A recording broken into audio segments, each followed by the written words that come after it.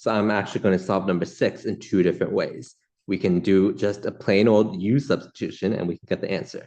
We can also do a partial fraction decomposition to get this answer. And you'll clearly see that the substitution is the better way because it's less tedious. Okay, so what can we substitute then in this integral? Integral from 0 to 1, x over 2x plus 1 cubed dx. Why don't we let u be the thing that's being cubed? Okay, so then du would be 2 dx. So limits of integration, when x is 0, u is 1. When x is 1, u is 3. And then what is x in terms of u? We have to solve for x. It'll be u minus 1, and then all that times half. This is equal to x. Okay, so you can pull the half out in front, and then u minus 1 over u cubed du. All right, and then I'm missing another half from this 2 right there. So that's why I was double checking real quick. So it should be a fourth, because this is half du is dx. So there's a half here and there's a half here. That's a fourth out in front, okay? And now let's divide through by the u cubed. So it'll be u to the minus 2 minus u to the negative 3 du. So let's integrate this. So this is minus 1 over u, and this would be plus 1 over 2u squared. Yeah, evaluate from 1 to 3. So this is a fourth times negative third plus 1 over 18 plus 1 minus half.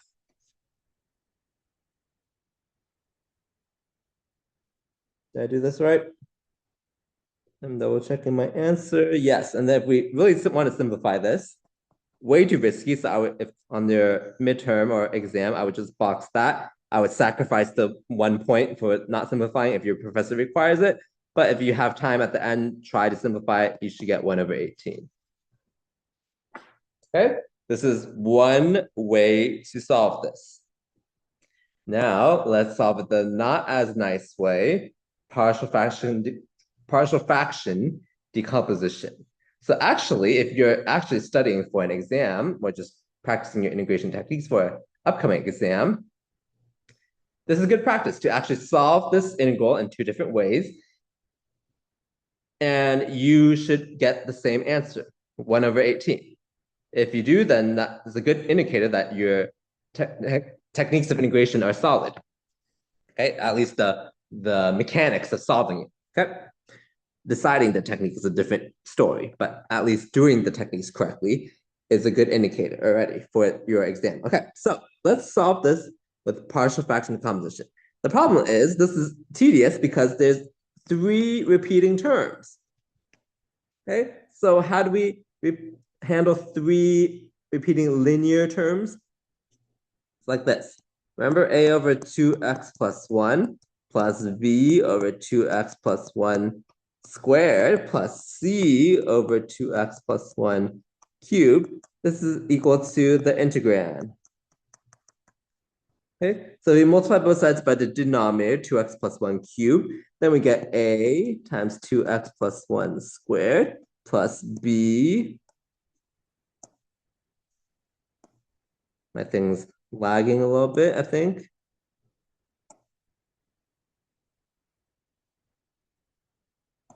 There we go. Sorry about that. 2x plus 1 plus c is equal to x. Okay. So from here, let us plug in some values of x. You can either expand everything out and match coefficients, or you can plug in values of x, or you can mix and match. So let's plug in like when x is negative half. What happens? Well, a times 0 squared plus b times 0 plus c is equal to negative half. So c is negative half, okay? We can plug in like x is 0 next.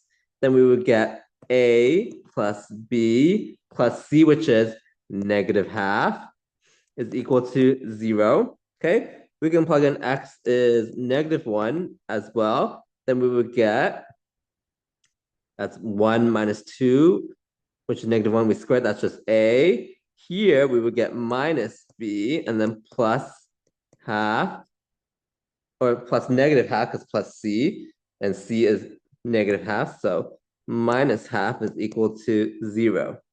We have the system of equations now. And not 0, it's negative 1. I was thinking of the other line. Okay. So we have the system of equations.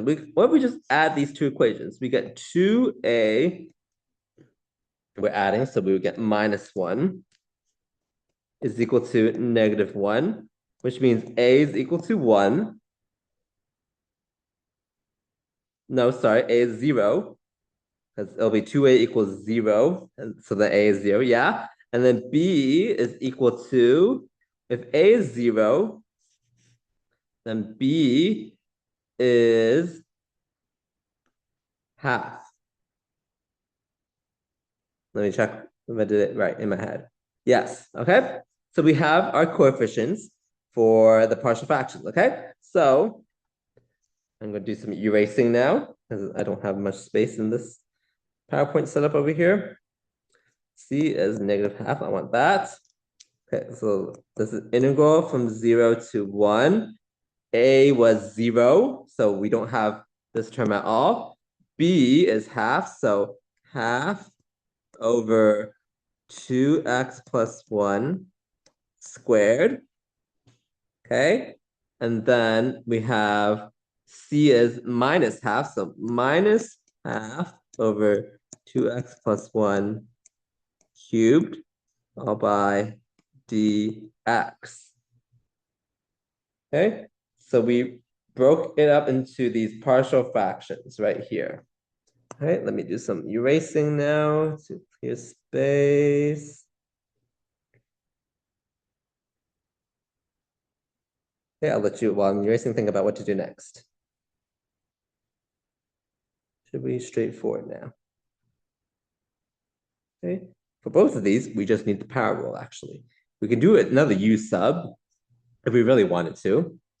Or hopefully, at this point, you can do the U sub in your head, but let me just do it if you're not able to. U is 2x plus 1. Du is 2 dx. Okay, so this becomes, by the way, we can factor these halves out. Okay, and then we also have another half from this 2 over here. So we can change it to a fourth, okay? And then we would, let's do it, limits of integration after we get 1 over u squared minus 1 over u cubed du, and then limits of integration are from when x is 0, u is 1, when x is 1, u is 3. So this is a fourth minus 1 over u plus 1 over 2u squared. Evaluate from 1 to 3. So this is a fourth times minus a third plus 18, no, not 9 times, yeah, 1 over 18 plus 1 minus half. Don't these numbers here sound very familiar to what I got earlier? Exact same answer. So see, hopefully this is good practice. You practice one problem, but you use two different techniques that you probably wanted to practice anyway. For this is a good problem to try in two ways. If you can find another way to solve this problem, please do share, because that'll be good practice as well.